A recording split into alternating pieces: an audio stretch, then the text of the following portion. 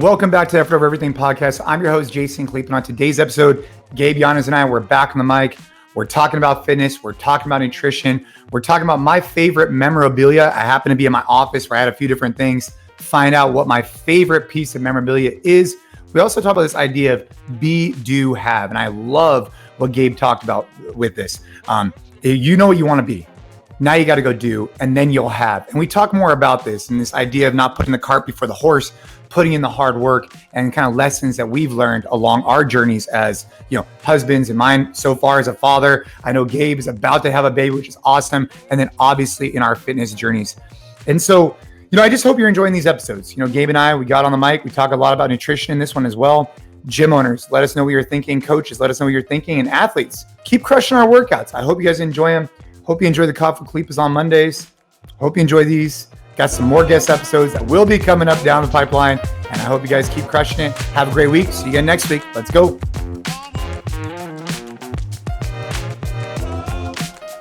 We're officially recording. I have a different background. I switched it up. I want to change it up a little bit on you, Gabe. So for those of you who are watching this on video, you'll see a little bit of a background. Behind me, I have a Team USA shirt. A cool thing I got from Malaysia, and a kind of a picture from a trip I did in Kenya, and a run we did. So I could talk a little bit more about that. But for those who are curious, the Team USA was from 2014.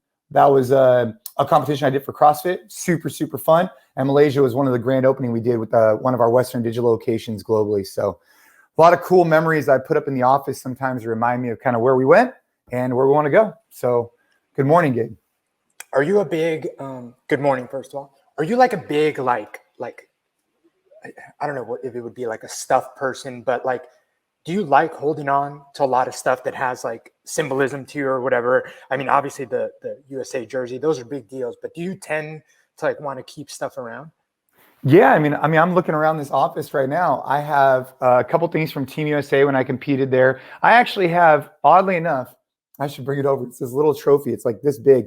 My first and only formal powerlifting competition that I did.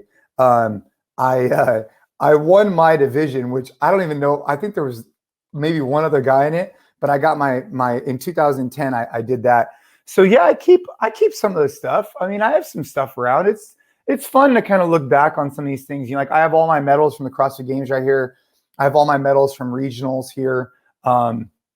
Stuff like that. Yeah, I keep that, but not like random stuff. I keep a lot of stuff for the kids, obviously.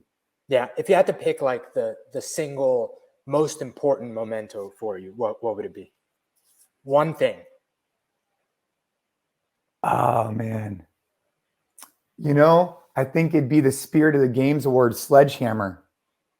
Nice.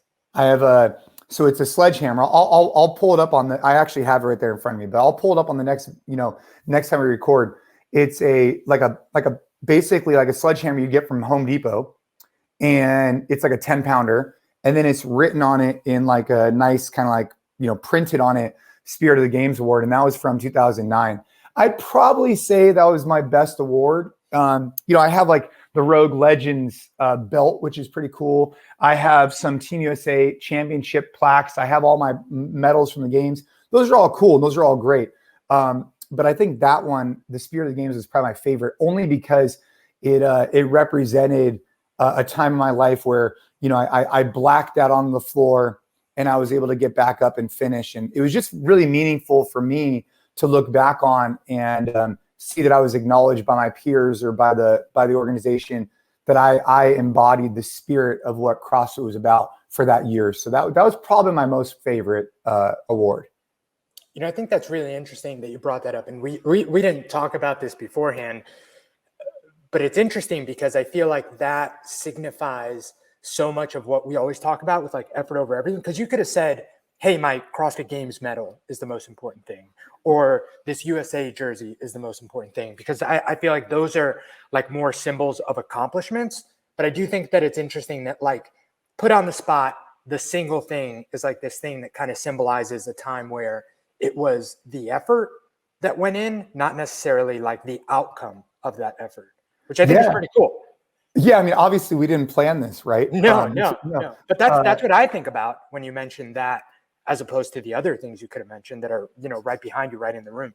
Yeah, I mean, right behind me. I mean, I have like a plaque from a trip we did to Kenya where we built schools. That was really meaningful. Obviously, Team USA. Being honored to be on Team USA for CrossFit was like, a huge deal, and I was able to do it 3 times. But the Spirit of the Games Award, to your point, when I was running this, it was like a not 10 miles, 10K or maybe 7K, but it was just so grueling in 2009 in Aromas. And the feeling I had when I came down this hill, and we could probably like splice it in here at some point. But the feeling I had when I came down this hill, I was just so numb and so like just broken to like just black out on the floor. And I just remember Dave Castro just comes up to me. He's like, "Hey man, like you're like, obviously he wanted to make sure I wasn't dying, but he's like, look, like you have 2 choices. You can either finish the event and move on with your games, or you could just stop. But if you don't finish this event, your games are over." And that was a cool moment for me to kind of gut check and say, "Hey, are you gonna, finish this, or are you not?" And so, anyways, out of all the things I've probably have in this room right now, that's probably my favorite. That's so cool, man. I love like just the like, and this is maybe beyond kind of the personal memorabilia side, but just sports memorabilia in general. I think it's so cool, man. Like I wish I had, because I don't have a collection. I mean, I collect sports cards, but I think there's such cool things out there that like, if you're a fan of a sport, fan of a player, like having like a tangible like moment in those events and histories is so cool to me. And it's a fascinating space too, because some of the stuff out there is so valuable because it means like so much to so many people. Funny story. I know you don't follow baseball, so I'll fill you in on this. Aaron Judge, who's a New York Yankees player, not a Mets player, New York Yankees player, has been chasing the single season American League home run record. And he was at 60 home runs. So the next one would tie the record. So it was estimated, because you know how if you catch a ball in the stands, you keep it? Yeah. It was estimated that if you caught the ball, you could turn around and sell that for $2 million. So imagine that. Imagine the people that are going to the games now, because also you don't know when he's going to hit another home run. Oh yeah. You don't know. You can, but that's just him tying it, right? So if he then beat it, that then would be even more. That's like 5 million. Yeah. So he hit number 61 yesterday. And the crazy thing about it is that a fan, like it got hit basically into the bullpen. So a fan almost caught it, but it basically just went into like where the other team sits. So he's going to, like, no one got it. He's just going to get the ball back for free. And he ended up giving it to his mom. But it was crazy because a fan got super close, but then no fan ended up getting the ball. It fell into the visitor team's bullpen. So obviously they're not going to sell it back to him.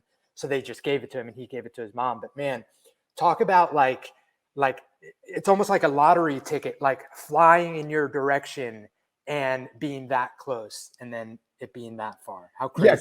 Yeah, So now I wonder what's going to happen with the next one. I mean, but yeah, I mean, the memorabilia means something because, like, for example, like you look at like the 49ers with, legacy of like Jerry Rice and some of these opportunities with, if you had the football when he did a, great catch or, I know that, I know in Philadelphia, they have this thing called like the Philly special that happened. My friends are like really big into this thing, but like, if you had that ball, it's meaningful to so many people, which obviously drives up the value. And so for me, I don't know if I necessarily I probably have some things I think a lot of people would think are valuable, but to me, I don't think that many people would think that like my Spirit of the Games award, like, I don't know if they would pay a bunch of money for it versus like my gold medal from the CrossFit Games or whatever, or silver or bronze. But for me, it's more valuable, so. Sure. You can't put a dollar sign on some of those things. But yeah, it's cool. And it was crazy. If people want to look up the video, man, I can't imagine being that fan and, essentially $2 million, like slipping through your fingers. Crazy. Yeah. And then you're in the moral dilemma. Like, I mean, well, I guess not really moral dilemma, but like, if you catch that, would it be better if you, I don't know, give it to the guy who hit it or sell it or donate it, or you just hold on to it? But anyways, that's a whole nother, because then here's the thing. let's just say you got the tie, right? If you don't sell it quickly, when he hits the next one, is that going to drop the value of yours? Maybe, but probably not. And also, like, you have to remember the person you would be selling this back to. So Aaron Judge is going to be a free agent at the end of the season, and he's probably going to sign a contract like anywhere from like $40 to $50 million a year. So it's also not like, you know, I think you'll be all right paying $2 million for this ball that's worth, you know, priceless to him. It's all relative. Yeah. Yeah. So anyways, but yeah, man, I want to tell you the other day, I went to my first, I don't know if it was I think it's my first ever. I might have gone to one Padres game ever, but if I'm not mistaken, I might have gone to one Padres game with CrossFit, but I think I'm pretty sure I went to my first Major League Baseball game with Caden. We went and saw the Giants play just for our friends were able to get us on the field for warm-ups. It was a really cool experience. And one of the things I found to be interesting is these guys are warming up and they're just, dude, their accuracy, their skill level is like. I would just like to point out for anyone that's not watching the video that the hand gesture Jason made while he said warm-ups, I don't even know if that belongs in baseball. I don't know what that was. It was like you were casting a fishing rod. I don't know what was going on. Dude, so this is my throw versus theirs. But I mean, the accuracy that they throw at and the speed they throw at and the lack of like aggressiveness. Like when I throw, dude, I'm trying hella hard. These dudes are barely even trying, and that ball is just flying. And it really kind of reminded me of this kind of core to extremity model that obviously CrossFit's talked about for years, where they're so good at just kind of, you know, they start from their core and then boom, that last little snap of the wrist just really puts on. But anyways, I enjoyed my experience there. It was a really cool way to watch people at the top of their sport and just how good they were. I mean, it was awesome. So yeah, a whole different level than what I'm used to seeing. Yeah, baseball gets a bad rap because, you know, people look at it as something where, you know, you have some players that might not look like incredibly athletic. You know, it's not like an endurance game. Like, it's not like soccer where you're running back and forth the whole time. It's not like a strength game. It is in many respects, but, you know, it's not as black and white. But when you see what these players can do in real life, like hitting a 95-mile-an-hour fastball with a round bat is one of the most athletically impressive things you could ever do. And these guys, you know, do that no problem. When they have troubles, when a pitcher's also combining that with like balls that move and stuff, it's crazy. It's really impressive. Dude, the athleticism that you see is incredible. I've never been a fan of. I don't really watch many sports, but you know, Caden's gotten really into baseball. But watching the athleticism purely is pretty incredible. You're right. You know, you could get a bad rap because it's not like these guys. For the most part, they don't look jacked. They don't. I mean, they look like normal guys. Like you'd see them on the street, you'd be like, oh, whatever. But man, when you watch them get a baseball in their hand, it's something pretty impressive. So it just goes to show that each sport kind of has its own thing, right? Like CrossFitters kind of look a certain way. I'd even say jiu-jitsu athletes kind of have a look, maybe, but ish. But anyways, hey, we have a fall flex off coming up. And I did a workout that I think if people want to try, they should try. Our fall flex off is an internal competition, and we have 32 teams competing. You know, some of them are prescribed, some of them are a little bit more adjusted. But one of the workouts we have, which is just gross. I think just a point of clarification. So this is an internal competition that we're running. Yeah, we're not hosting a competition for people to sign up, come from all over. This is something that we've hosted in the past as a big community builder and a great kind of like feel good event at our gyms that unfortunately we haven't been able to have because of COVID for a couple of years now. And we're super excited to bring it back. So just to give a little context of what the fall flex off is. But yeah. And I think, you know, for gym owners out there who have been on the fence about, you know, having an internal competition or internal community event, I think that the way we're doing it works out really well. We should actually, I think we could put out more content to the collective on this, but essentially, you know, we have it all structured where we're utilizing, you know, getting a timeline and being structured is super important because it's important for our members to know that if we say it's going to start at 9 and end at 2, it's going to start at 9 and end at 2. And so just planning accordingly, I think from a gym owner perspective, I think is really important. We should talk more about that probably on a whole, you know, podcast alone. But I think for us, one of the events I thought was fun, and we're testing all the events. So our staff at NCFIT tests the events because I think it's really important, because we had a 10-minute cap on this workout, and it's a three-person rotation. So the first person goes, they finish, they go tag the other person, next person goes is 2 men, 1 woman, or a minimum of 1 woman per team. That's the goal, that's the rule, is minimum. And the workout is 100 double unders, 30 thrusters, and then 20 calories on the bike. And the next person goes, next person goes, next person goes. But the goal was sub 10 minutes. And it took us a little under that. And so we bumped up the time domain to 12. But I wanted to just share that here because I thought it was a really nasty, like, quick burner. Takes you like 2.5 to 3 minutes, or maybe even 4 minutes. But it was just something like really good. So see if you can get the double unders unbroken, see if you can get the thrusters unbroken, and see if you just go crazy on the bike. For me, basically my legs were just blown up. And so I had to use a lot of upper body on the bike, but give it a shot. It was a nice little kind of finisher that you guys can incorporate in your training. Man, the feeling after like short bursts like that is something I haven't been doing a lot of. Obviously, we talked about this last week. I felt that way after jiu-jitsu. But man, that's a feeling. Just that, like, there's no comfortable, like, you know, you can sit, you can stand, you can like try and walk around. You just kind of have to deal with what is probably just 2 or 3 minutes when you're done of like pain and discomfort. But feels like a lot longer than that. Oh, dude. Well, because the lactic acid, I mean, just the buildup. So like for me, I did the double unders unbroken pretty easily. Felt good. I go into the thrusters and I actually felt pretty good. I banged out 30, you know, pretty well. I was like, all right, you know, I feel good.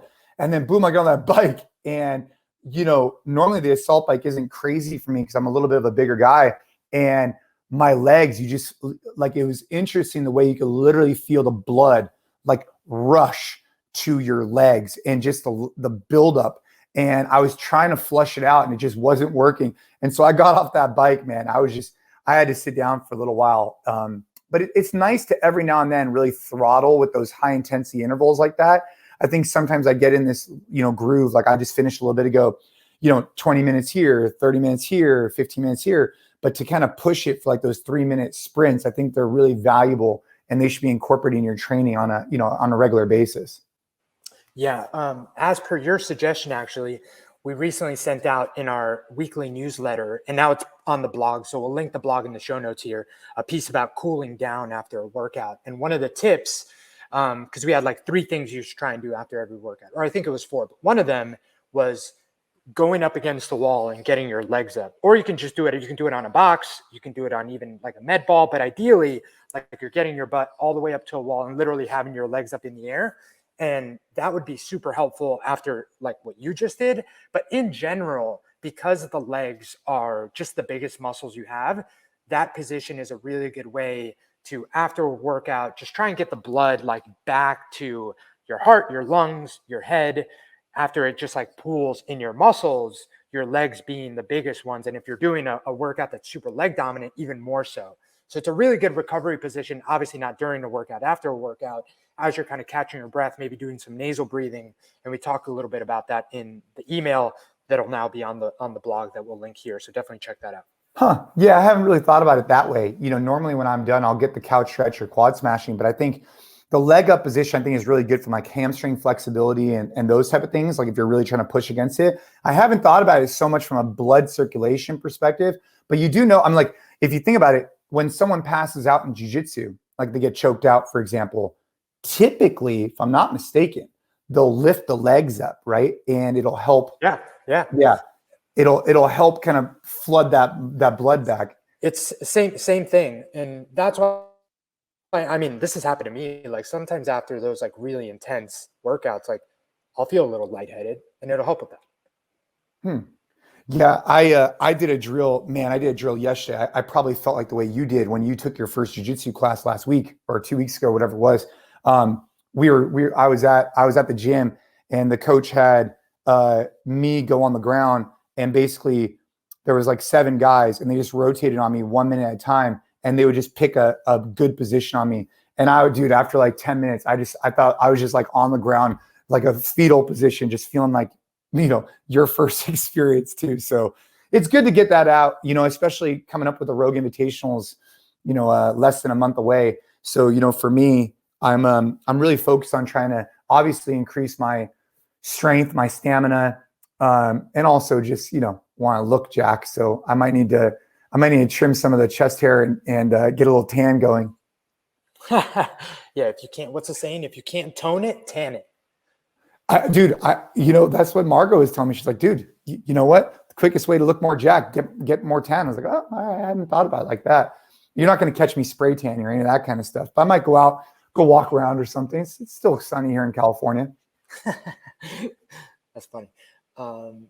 Anything else you had on your mind? There were a couple things I've been thinking about. No, I mean, I think that, I did a workout the other day, and I think the 100 dubs, 30 thrusters, 20 cal bike, I think is a good one. I also did another one. If you have a Concept 2 bike, if you do, if you don't, this is not really relevant to you. Maybe you could use a rower, but it's just not the same. The C2 bike versus the assault bike is just a totally different stimulus. So on the assault bike, I find it to be much more like aerobically, aerobically stimulating. I mean, I'm just gassed. And yes, leg stamina becomes an issue, upper body stamina becomes an issue, but for the most part, I'm just breathing heavy on an assault bike. Whereas on a C2 bike, I don't really get the same like deep breath. I don't really feel that like that anxiousness you'll get from a assault bike, but it'll start to really burn my legs.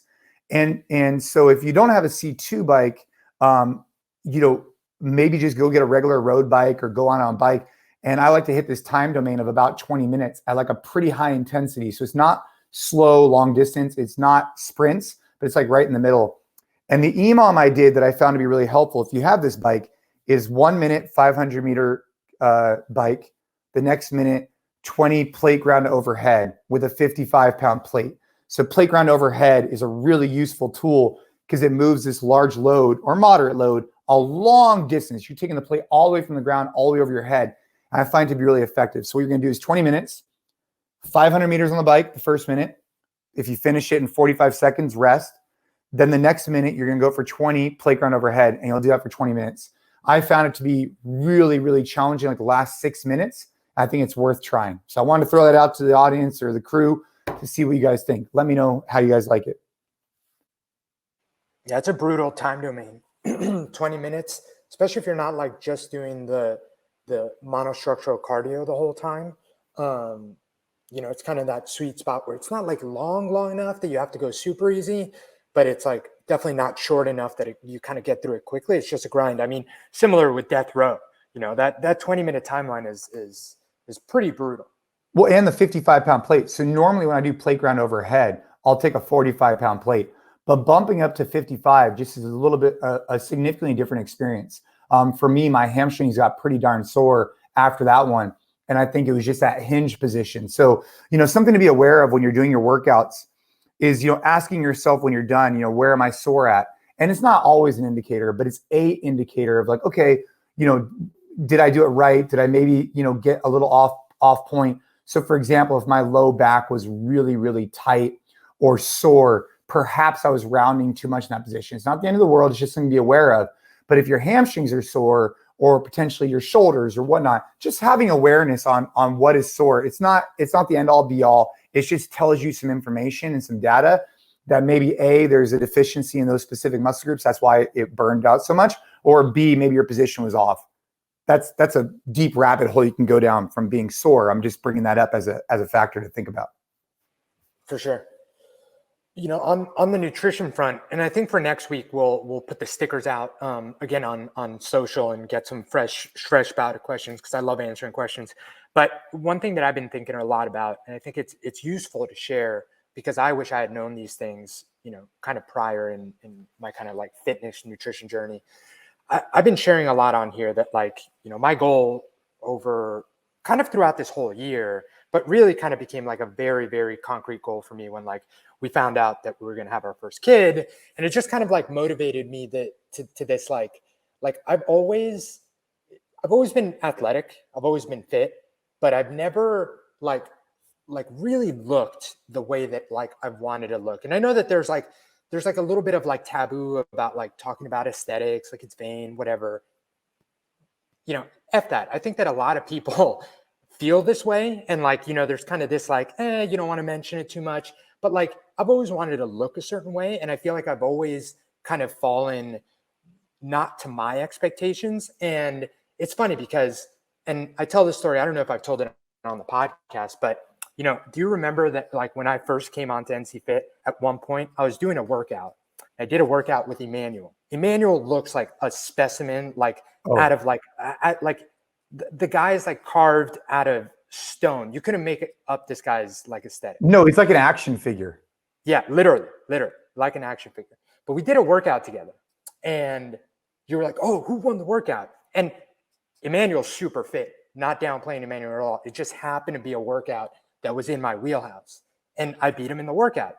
And your face, because also your facial expressions, you can't hide a thing.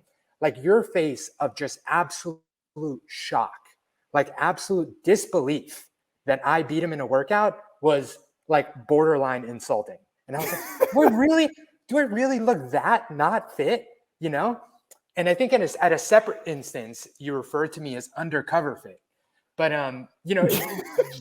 just to say, you're not undercover anymore. You're not undercover anymore. No. But I think I've always, and this was like a running joke back at the gym where we started doing fitness, because there were a couple of us that like, we would kind of take pride in being like, no show, all go, like you kind of surprise people that like, they look at you and they're like, yeah, guy's probably pretty fit, but 3, 2, 1, go. And they're like, oh, like guy's like super fit, but this year, just kind of where I am with fitness, like performance and like the times, also just because I've been doing that for so long, kind of took a back seat to like, let me really focus my training to like, training and nutrition to like really like change the composition of my body and try and look like a very, very specific way. And in that journey, like I've been counting macros pretty much every day, especially since June when we came back from Europe.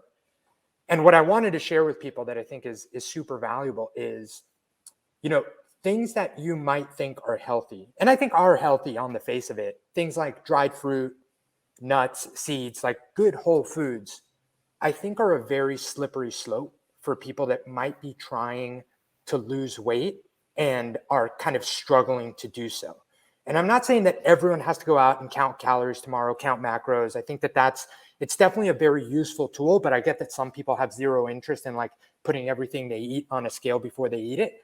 But the one thing that I've realized, man, is that like you don't realize how calorie dense some foods are, that before you're like macadamia nuts, dude, like nuts and dried fruit. I think those are the easiest ones, because you could easily be like, yeah, I'm having some dried mango and like, a couple handful of pistachios, like healthy snack on the face of it. But it's a really easy way, especially if you're someone that snacks a lot all day and is snacking on those things because you don't want to snack on something unhealthy, to really go over your calories and overconsume in a way that maybe you aren't realizing you're overconsuming. Yeah, no, I think that's a really good point. I think about it a lot, like with like I love trail mix. Like I'm a trail mix guy, like, and especially if it comes with like a few little M&Ms in there every now and then, I'll go for it.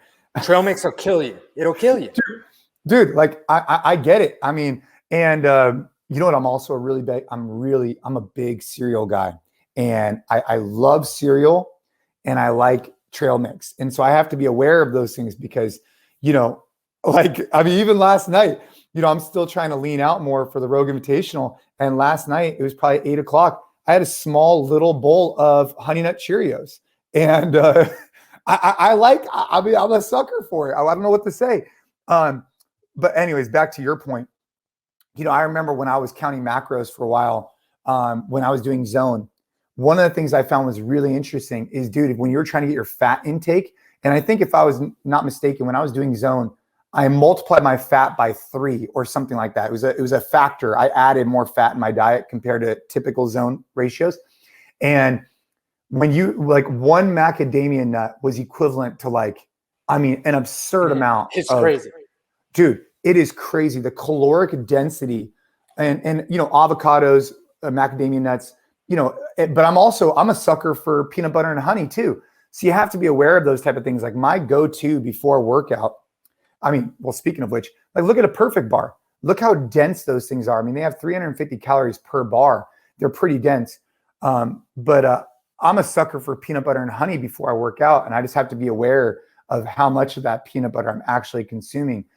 But I think that's easier than what you're saying. I think what you're saying is even harder, where you just have like these handfuls. You don't think it's a big deal, but all of a sudden you're consuming, 1,000 calories in one sitting.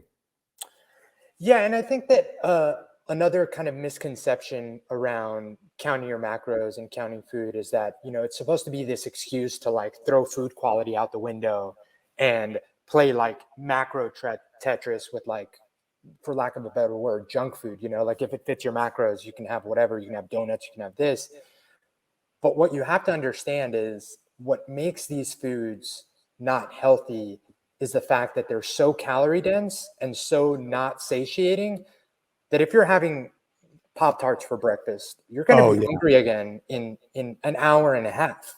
Yeah, my Honey Nut Cheerios did not do me any favors last night. That did not satisfy. I mean, it was fine. It was fine. It wasn't a big bowl. But yeah, you're right. Like the Pop-Tarts, 100%.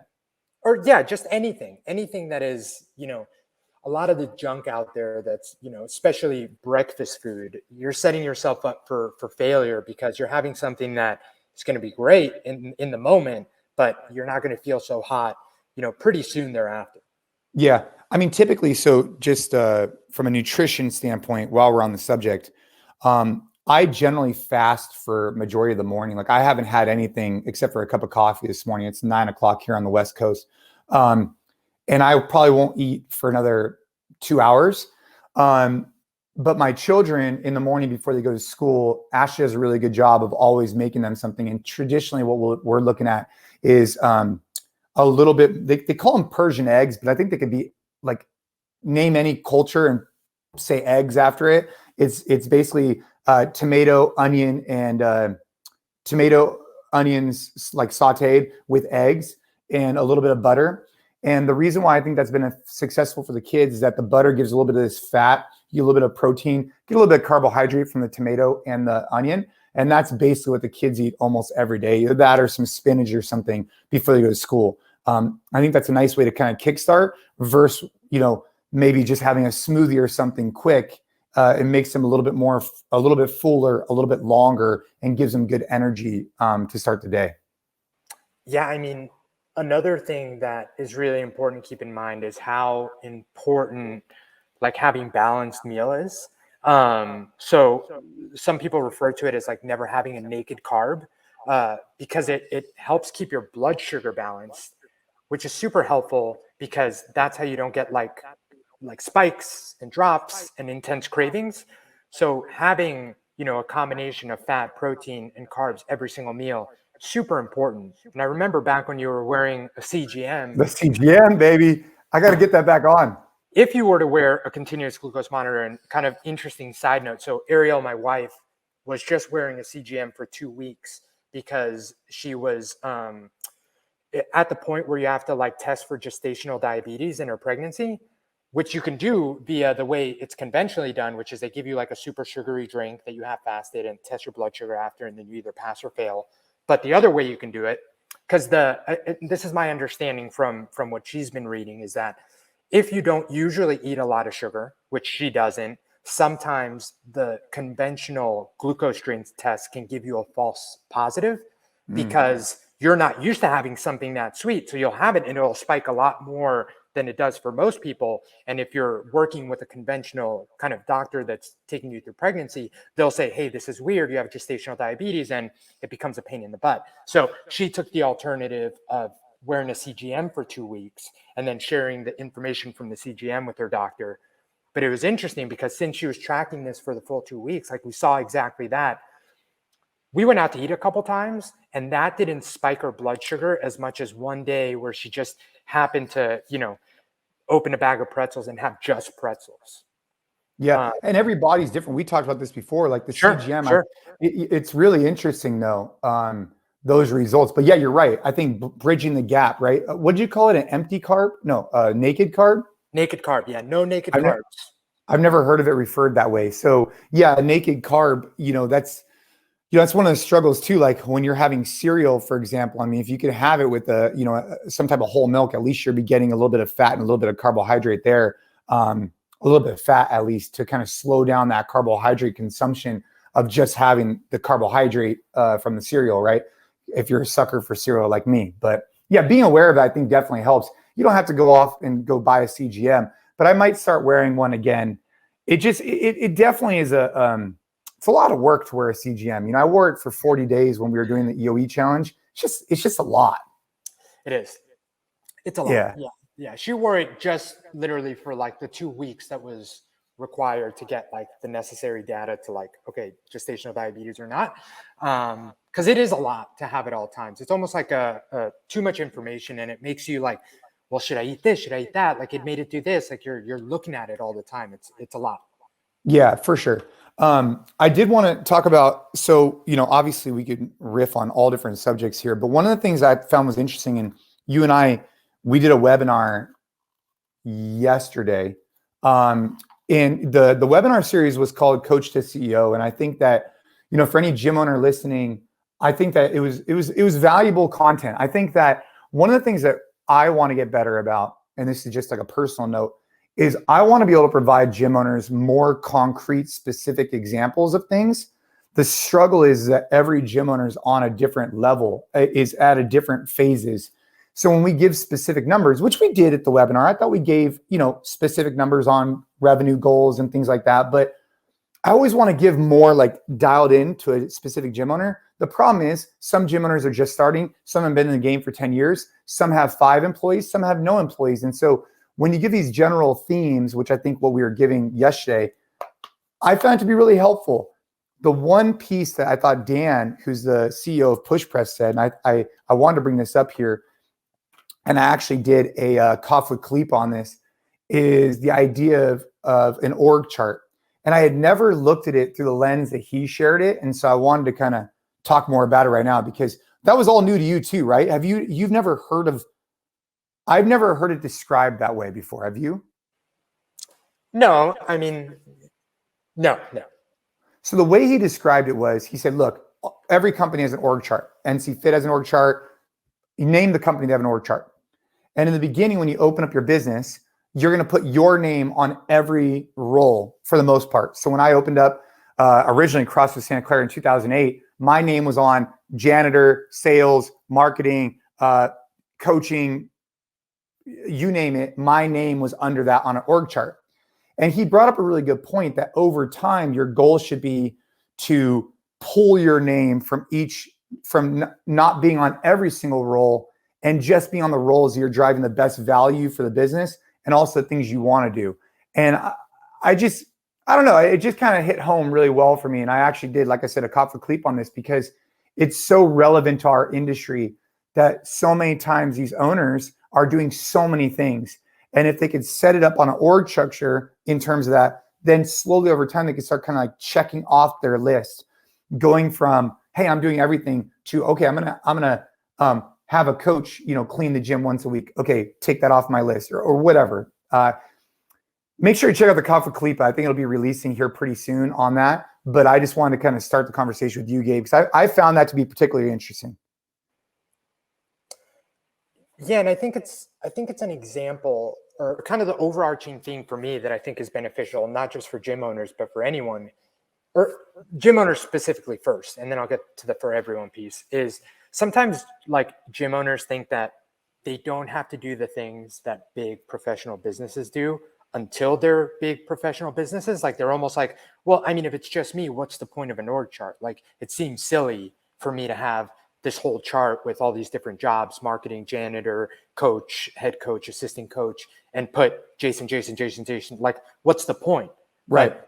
The point is that you're taking the step now to have a tool that you should have when your business reaches the point that you want it to get to 5-10 years from now. And because you have that step taken care of now, you can literally start plugging in the names and making the changes within a system, not kind of building the plane as you fly it. And then, okay, now that I have 6-7 employees, now let me figure out an org chart and what everyone does and what everyone's responsible for.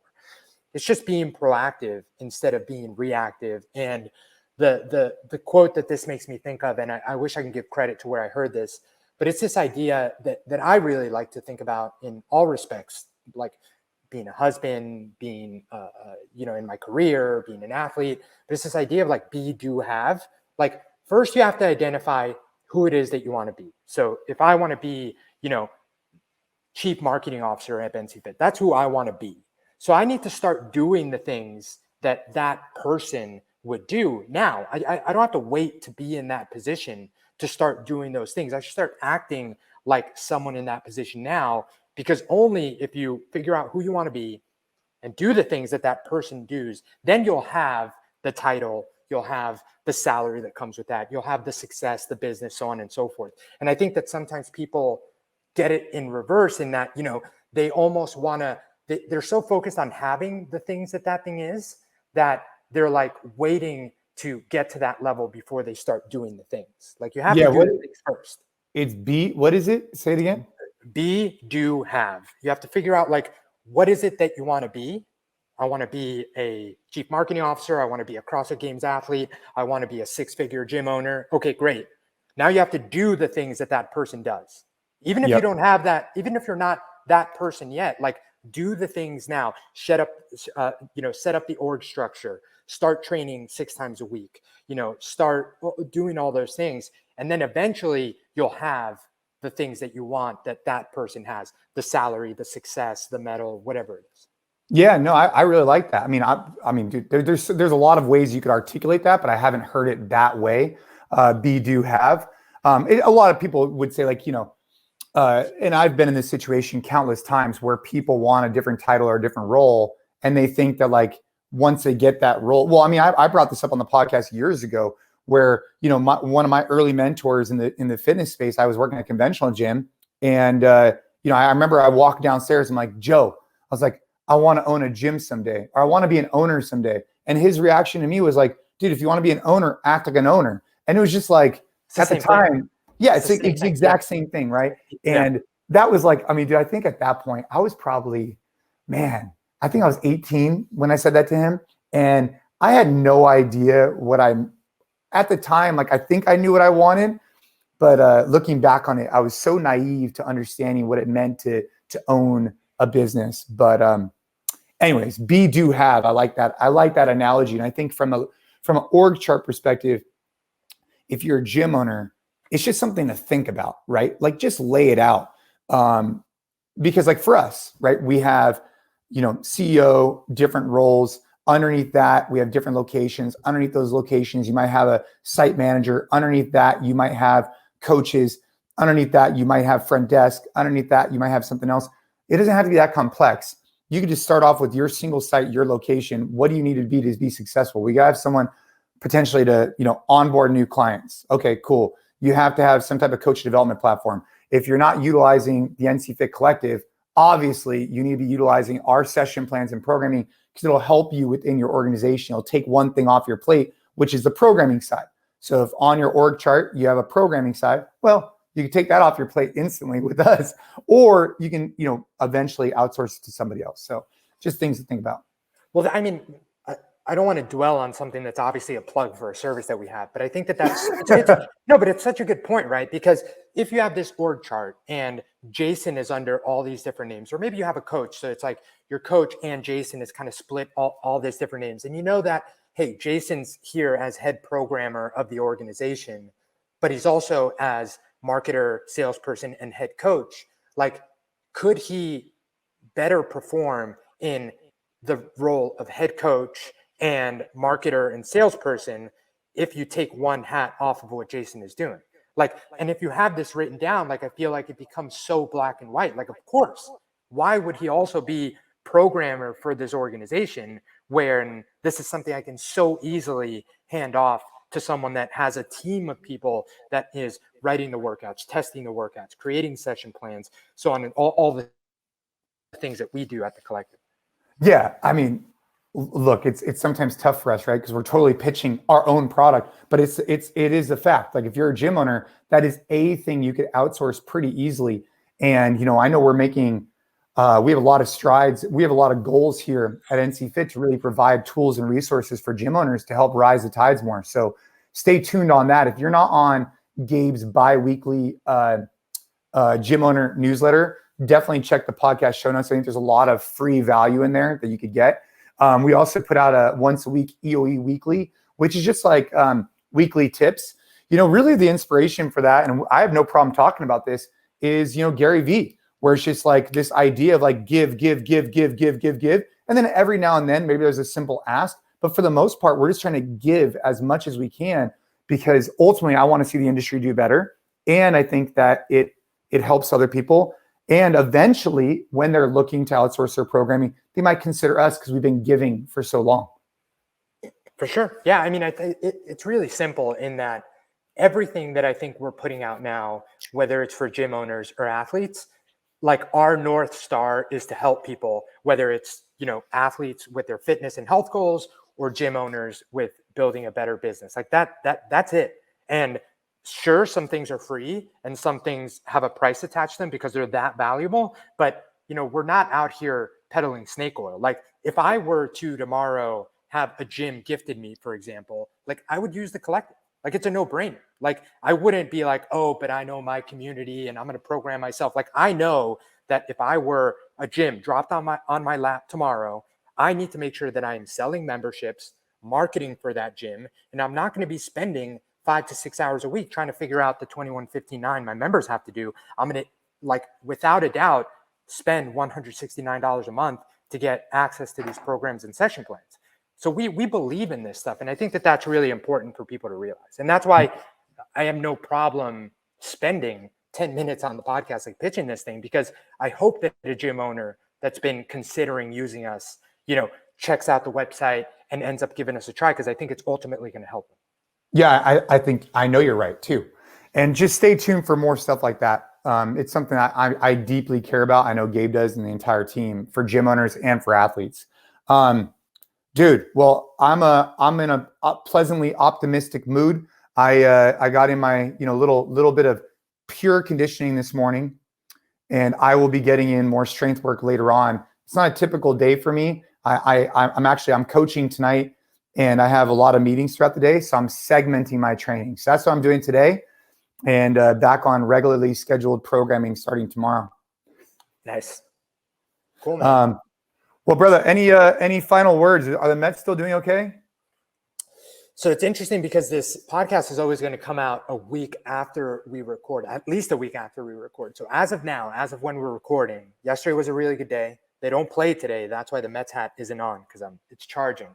We only use the Mets hat, Juju, when they have a game. So that's why the Mets hat isn't on. But right now they're a game ahead of the Braves for the division, with 6 games to play. And then by the time this comes out, we'll actually know who ended up winning the division. So far, so good, but there's work to be done. Can't jinx it. Oh, all right. Well, hey, I'm glad that hat is charging.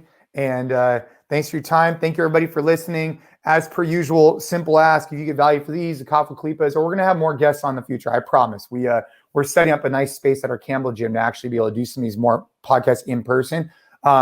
Just tell a friend. Let someone know, hey, these guys, they put out good content. I enjoy it. That's it. Simple ask. Hope you guys have a great day. Keep crushing it. We'll see you guys again next week. Let's go.